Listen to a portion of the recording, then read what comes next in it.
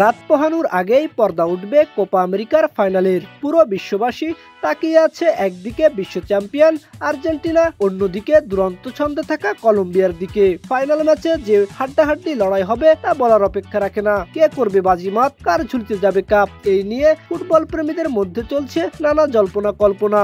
Brazil তো থাকবেই টুর্নামেন্টে, ব্রাজিল কখনো হারাবে না ভাই, ব্রাজিল থাকবেই থাকবে।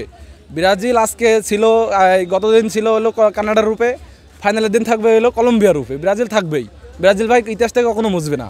আমরা তো আমাদের অপোনেন্ট পার্টির মতন না। 23-24 সালের একটা হিসাব দেখেন যে আমরা কতটা জিতছি, তারা কতটা জিতেছে। আমরা আশাবাদী, আমরা সবগুলো ম্যাচ জিতেছি এবং আমরা ফাইনাল খুব সুন্দরভাবে নিব। এই বছরের খেলাটা অনেক আমরা আনন্দের সাথে দেখব, কারণ অনেক ইজিলি আমরা ফাইনালে উঠে গেছি আর খুব সহজেই আমরা ফাইনাল জিতে যাব। গোল তো ওরকমভাবে প্রেডিক্ট করা যায় না, তাও 3টা গোল ধরে রাখছি।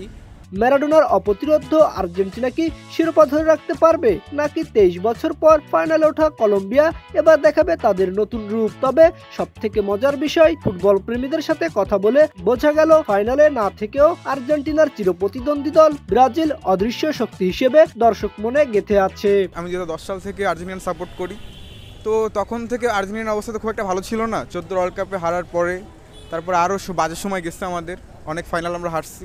তখন অনেক দল আমাদেরকে এরকমভাবে ট্রোল করছে, আমাদের মেন্টালি খুব একটা ডিস্টার্ব করছে।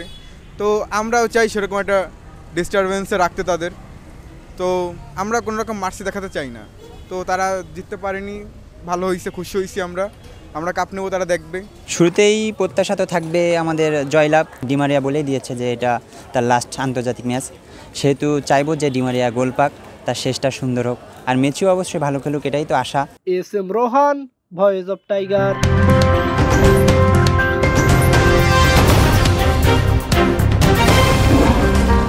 Voice of Tiger.